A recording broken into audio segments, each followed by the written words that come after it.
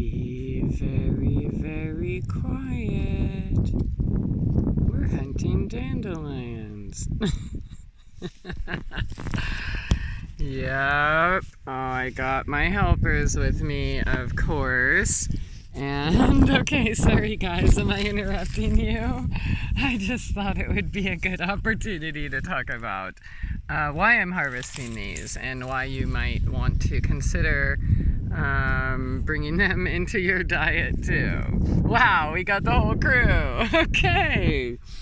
Thor, Pluto, Jupiter, Persephone. What's up? Okay, so, all right, thanks for showing up, guys. Don't you just love this little ray of sunshine? Yeah, so I'm sure if you're watching my channel, you know that weeds are medicine and free food and medicine, right? And hopefully you are at the point where you are appreciating and benefiting from their benefits. But if you are considering it, here's just by no means is this a full list, okay? But here's a few things that may interest you in making this one of your household staples. So obviously don't be picking them in a poisoned place or any weed, wild edible, right? Or on the side of the highway might, a little sketchy, right? Or in somebody's yards that's sprayed.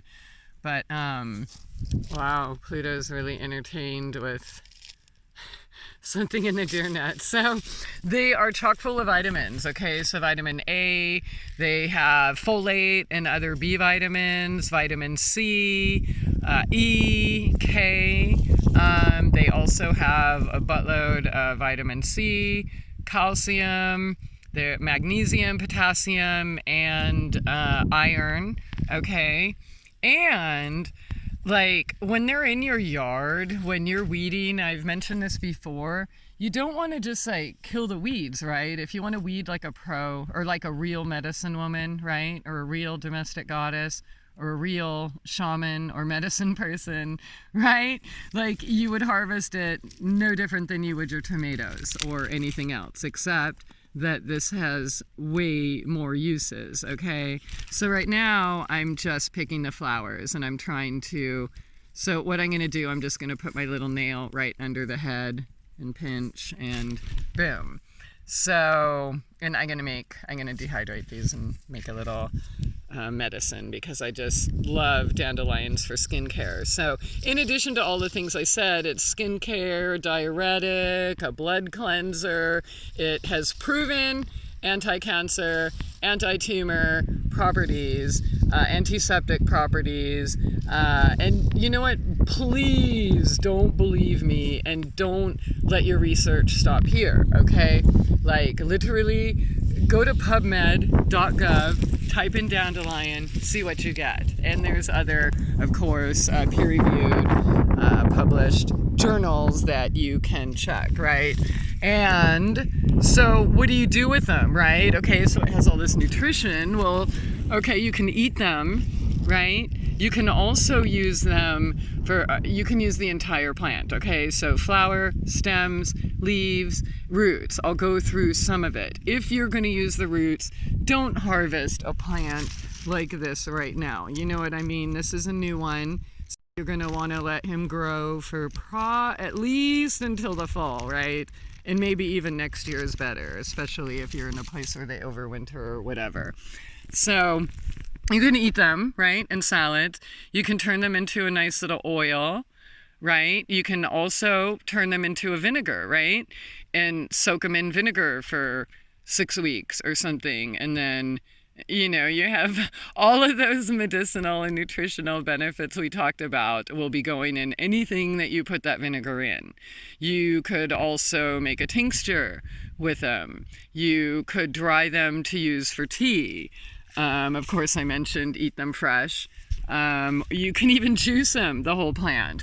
Or, like, let's say you're sitting here and you get a bee sting. Well, grab a dandelion flower and rub that sting, okay? And if for some reason that doesn't work, then crack the stem, grab a stem, break it in half, and put that directly on the sting. You can also do this with other bug bites or rashes.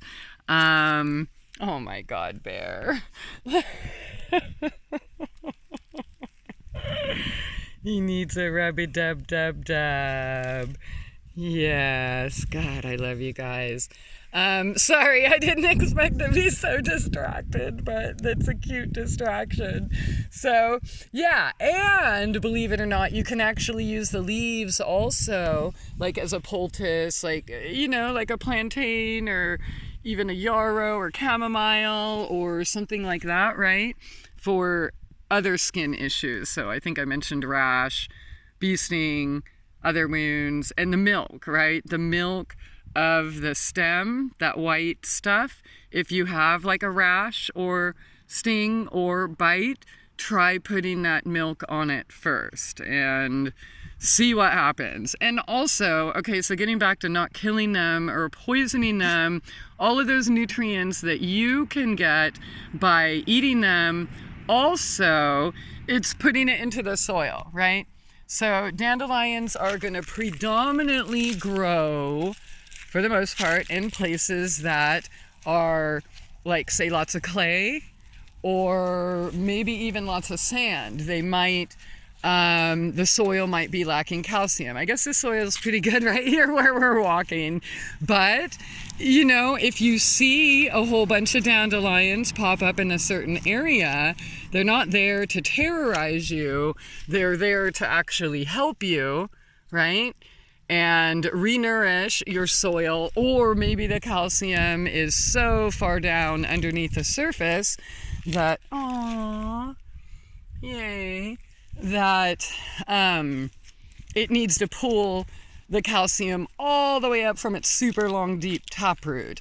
And also while it's doing that, you think it's not breaking up that clay soil? Yeah, so, and I've also talked about like composting in place. So the same thing, like, I'll let them grow in my beds or wherever if they pop up there, and I'll eat from them. I'll pick a few leaves a day for my salad, or, I don't pick the heads every day, obviously, but I figure if I get a jump start and do a little bit every day, then it won't be overwhelming when the whole yard is yellow. But yeah, know they're there for your benefit, to bring you a little ray of sunshine, to nourish your soul, right? Your spirit, your body. How does a little ray of sunshine, yellow sunshine, not make you feel good, right? And not only that, when you talk about yellow represents what? The power chakra, right? Your gut. So, it's a strengthening herb on not just a physical level, right? In your blood and your liver and your kidneys. It's also strengthening your energetic body, right? As within, so without. So you can't just eat all this nutrition and not also reap the spiritual benefits, especially if you're out there touching it, picking it, appreciating it, smelling it, licking it, eating it, turning it into something, right? Alchemy, turning these weeds, that people want to call them, into something that will heal people for years to come. So there you go. Healing yourself does not have to be expensive. The best supplements known to man are probably already growing in your yard or a neighbor's yard or somebody else's yard, right? Not every single thing grows everywhere, and certainly they're not going to grow year-round, right? So depending on where you live and your climate, that's when you got to get them, right? Mother Nature isn't going to wait for us. When she gives you medicine, you take it and graciously say thank you And if you ever really think about it, if you really are experiencing the deep gratitude and respect that we should be, with this abundance all around us, then maybe, it will help you understand more the ways of nature and yourself, since we are nature. So this forsythia also isn't just a beautiful flower, and again, it's yellow, so it also equates to helping the power chakra, right? Your gut, your intuition, where you get your sense of knowing who and what you are. And so as these are passing their prime, then I'm also dehydrating those. All right, so I think that's enough about dandelion.